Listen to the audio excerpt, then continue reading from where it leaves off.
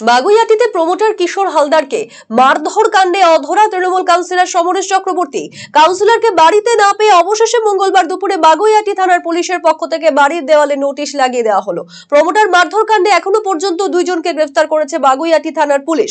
ধৃতদের নাম রবিন মণ্ডল ও শুভেন্দু মণ্ডল। সোমবার তাদের বারাসাত আদালতে তোলা হয়। 3 দিন পুলিশ হেফাজতের নির্দেশ দেয় বারাসাত আদালত। প্রমোটার কিশোর হালদারকে মারধর কাণ্ডে বিধাননগর পৌর নিগমের 9 নম্বর ওয়ার্ডের কাউন্সিলর সমরেশ চক্রবর্তী সহ বেশ কয়েকজনের বিরুদ্ধে রবিবার বাগুইআটি থানায় অভিযোগ দায়ের করেন আহত প্রমোটার।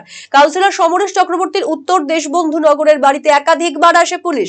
কাউন্সিলরকে বাড়িতে না পেয়ে অবশেষে মঙ্গলবার দুপুরে বাগুইআটি থানার পুলিশের পক্ষ থেকে বাড়ির দেওয়ালে নোটিশ লাগিয়ে দেওয়া হলো। তাকে বাগুইআটি থানায় দেখা করার কথা বলা হয়েছে। প্রমোটার কিশোর হালদারকে মারধর কেসে কাউন্সিলর সমরেশ চক্রবর্তীকে জিজ্ঞাসাবাদ করতে চায় বাগুইআটি থানার পুলিশ, উল্লেখ রয়েছে নোটিশে।